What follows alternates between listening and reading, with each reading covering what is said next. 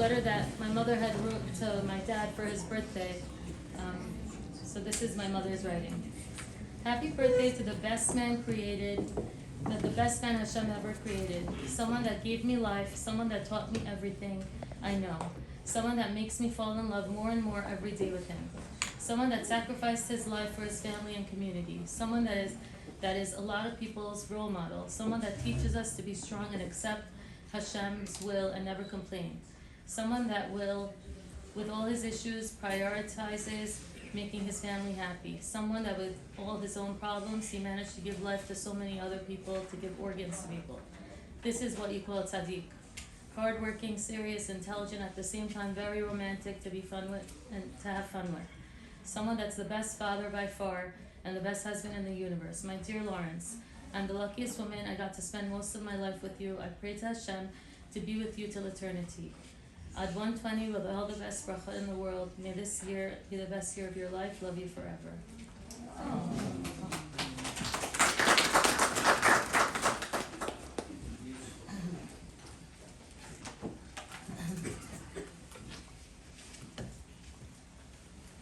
Dear Daddy, it's a great task eulogizing someone as great as you. Whatever I say won't be sufficient. The Chazal say about Hashem's greatness, if all the skies were parchment and all the trees were quill and all the oceans were ink, there wouldn't be enough words to express our admiration. And this is how I feel for you, Daddy. Ever since I was a little girl, you were my definition of greatness. You were my hero, ever since I was young. You were the most hardworking person I knew.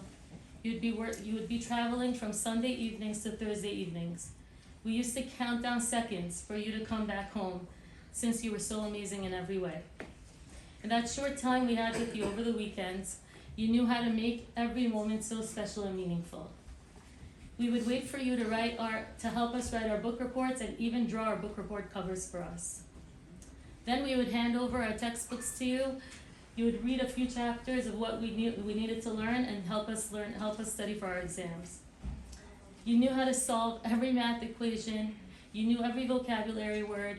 We were always awestruck by your brilliant mind. But it wouldn't end there.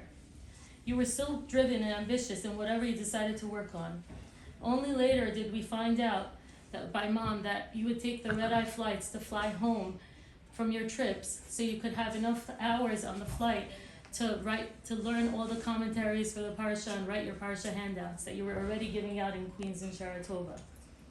You were always a leader and wanted to share whatever you learned to the community at large. You loved our community and would spend your Sundays doing community work. Your mornings would begin in Saratova, which you had a hand in the Saratova library, which you had a hand in building yourself. Whether you were learning with your chavrutas, or with Rabbi Blumenfeld, or you were putting together the first Mashari Sidur with Edward Delamani, which was under Rabbi Ben Chaim's guidance, you would be going from one committee to the next, offering your time and guidance to the community. Aside from this, you would spend the rest of your Sundays showing us the best time.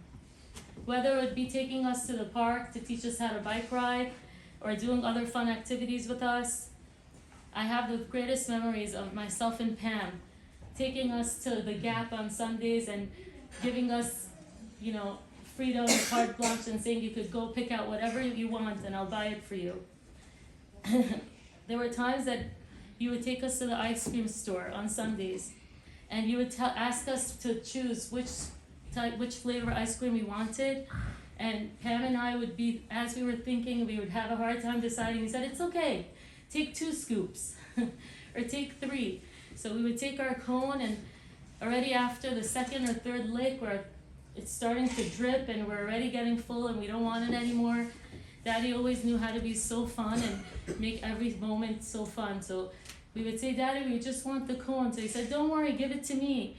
And he would take the ice cream from us, and with one bite, he would swallow the whole scoop just to make us laugh.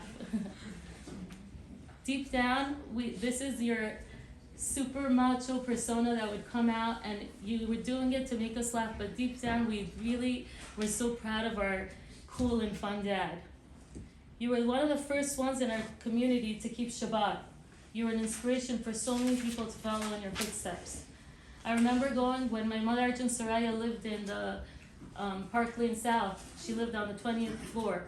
I remember we would all get in the elevator and have some goy push the 20th floor button for us, but not you, Daddy. You would never take the easy way out. You'd say, it's okay, I'll take the stairs. And you would walk up to 20 flights and walk up, and you would say, no, it's a good exercise, and you would act like you needed the exercise. Daddy, your personality stood out. Every midah that you had never goes hand in hand. It's usually opposing midot that don't go together, but you had them all in one. You were disciplined and ambitious, yet you were disciplined and ambitious, yet you were fun and adventurous and spontaneous. You were a strong warrior, yet you were a romantic poet. You were responsible and calculated, yet you were generous and loving. You were brilliant and learned, yet you were so down to earth and humble. One of your favorite quotes in Pirkei Avot that you would always tell us is something that Shimon Tzaddik, the Kohen Gadol for 40 years, would say. Al shlosha dvarim ha'olam omed, al Torah, avodah, ve'al gemilut chasadim. Daddy, this is what personified you throughout your life. In Torah, you made an impact on your family by being one of the pioneers that showed the deepest love and devotion for Torah and mitzvot. Although you had to work hard and you worked so hard to provide the best lifestyle for your family, you'd make sure, like the tzaddikim, the stories of the tzaddikim, to spend your nights making up the lost time in learning Torah. I always remember from being a young girl, you would carry Sifrei Musar around with you. You loved to learn Sifrei Musar. I remember you carrying around a little Orchot Tzadikim, Mesilat Yesharim, or Chovot Levavot. And not only would you learn these Sfarim, you would live these Sfarim. It was obvious that you were working hard to polish and perfect your midot. From our younger days in Queens, I remember you working hard to give out the weekly parsha. And with the push of my father-in-law, you began giving shiurim on Shabbat afternoons in the Shara Tova Youth Minyan. I remember walking in on you on Shabbat afternoons into a private room where you'd be holding your index cards, rehearsing for the shiurim that you were planning to give. Daddy loved Rabbanim and had so much respect for Talmidei Chachamim. Whenever we would have Rabbanim come over to our house as a guest, you would force them to sit at the head of the table. You would even force them to say Kiddush and to say Hamotzi. You'd make yourself humble in your own home to others. Daddy loved the mitzvah of tzedakah and chesed. You spent years and years of your life dedicating your time to fundraising for causes that you believed in. Whether it was helping the needy, whether it was finding matches for kidney transplants, whether it was making fundraising phone calls. Often people would get tired from all your fundraising calls, and they would give it to you over the phone, as Mom recalls. But that didn't stop you. You exemplified the midah of anava and shiflut. You didn't care to lower your dignity in people's eyes. The only thing you thought about was another opportunity to get closer to Hashem. You were there for anyone that needed you, that needed your time and attention. You took care of downtrodden people. No one was too big or small in your eyes. You believed that everyone is created b'tselem Elokim, and if they came to you for help, you were there for them. You would even provide them shelter, monthly salary, emotional support, marital counseling, to anyone that would reach out to you for help. You never cared for kavod. You never cared for titles. Every chesed that you did, anywhere that you contributed, you gave 100% of your energy just lishma, not for any kavod or titles. We always learned from you how much you valued peace and how you we would see how you handle your own relationships. Whether it was with mom or your siblings or friends, you always chose to be the big one and to give in for the sake of peace and unity. With this midah of atranut, you made everyone around you love you even more. Chazal teach us that although it may seem that when you're mevater, you might lose out, the truth is that you will never lose. Daddy, you had a certain presence that drew everyone near you. We were all crazy about you and adored you. You didn't need to say much or move around. In one look in your eyes, all we wanted was your love and approval. I remember an incident that stood out to me when you were staying in the Gerwin rehab. There was a PT that would come a few times a week to work with you. And I remember once she came and said to me, I'm astonished by your family, how you're accompanying him. Very special family you have, that you're always around him and you don't leave him alone, you're always by his side. And as she was saying that, I said to her, do you want to know the truth? I feel like I'm the lucky one. I feel like I'm the one who's so lucky that I have the honor of spending my days with him. And before I could finish my sentence, I saw she gasped, and a certain strange look on her face, and I couldn't help myself but asking her what it was, what surprised her. And she said, those words you just said really hit me hard, because you're the third one of his children that said that to me this week, of how you feel like you're the lucky one to be with him. Your kind heart and incredible neshama had us all wrapped around your fingers. Your wife, your kids, your sons, your daughters, your daughter-in-laws, your son-in-laws, your grandkids, your siblings, and your community as a whole. Everyone loved you dearly. Daddy, you were diligent with your tefillah till your last days. Oftentimes, we would come over to your house to check on you at 2 p.m., and you were still sitting there with your talit and tefillin. You wouldn't give up. Your eyes would keep closing, you would be tired, but you pushed yourself. You wanted to finish the tefillah, not skipping one page. One Motzei Shabbat, I remember this story that I recall. We were all waiting for you to finish Arvit, to say Havdalah. And you still had a bunch of pages to go, and your eyes were still closing. One of the grandchildren figured they'd secretly cheat and skip a few pages for you while your eyes are closed so that we get to Havdalah sooner. But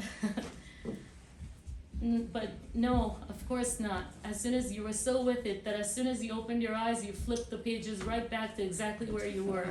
And you would never cheat on one page of tefillah. Your time was so precious to you. Every minute counted. You always told us how precious your time is for you. Yet you were so patient at the same time. You always loved to finish any task you started. Rabbi Kellemer mentioned in his Shiva speech that you would push yourself to have a chavruta with him 2 times a week when you already had very progressive stage of Parkinson's. And not only would you sit and learn, you would push yourself to focus, to ask questions. Daddy, where did you get your strength from? How is it possible to be such a strong warrior? Nothing could stop you. You kept going against all odds. I think the answer is in the pasuk, Ezehu hagibor hakovesh et yitzro. Who is considered mighty and brave? The one who is able to conquer his own Yetzer Hara. Recently, when we were alone, I asked you for advice on how I could reach my goals. You seemed to always reach your goals no matter what setbacks you had. And you told me in clear writing, A, you need to begin your goal setting by praising Hashem and not being lax in His will. B, set attainable goals. C, to think of your goals as a step on a ladder leading to heaven to get closer to Hashem. Everything to you was a way of getting closer to Hashem. Even regular goals of a person. Daddy, we watched you through all your stages. It was very painful to watch. But your fortitude and your unwavering emunah, that was even greater to watch. When you were faced with adversity, we were all petrified. We couldn't swallow this hard verdict that Hashem had sent us. But you had complete emunah in Hashem in all your hardships. There's a chazal that says, there's a concept that when a person is faced with really hard challenges, that he could turn his challenges into a mishkan for Hashem. So, Rabbi Nachman teaches that suffering can be transformed into spiritual growth and connection to Hashem. Why a mishkan though? What is a connection to a mishkan?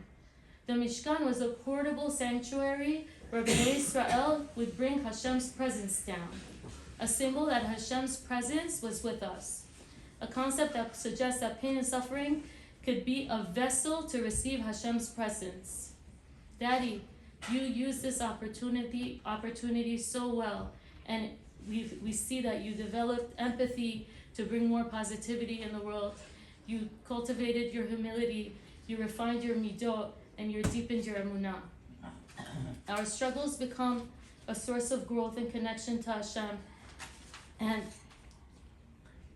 the concept in Torah is that suffering, the Jewish hashkafa is that suffering is not a punishment, but rather an opportunity for growth. And you made sure to grow from it. Daddy, you had such clarity with what you did with your suffering. Through all your hardships, you remained loyal and faithful to Hashem. Tzaddik yichya be'emunato. It is the trust in Hashem that you had that made this journey bearable for you. I think what Rabbi Shub said in his speech at the cargo was so true, that you really attained the level of a true Sefer Torah. Daddy, you will always be our King of Honor, our crown of glory, our mighty warrior. We hope that we can make you proud and follow in your footsteps. Please keep praying for all of us and watching over us from Shemayim. We are happy that you are finally where you belong, in the highest heavens, surrounded by tzaddikim and close to Hashem.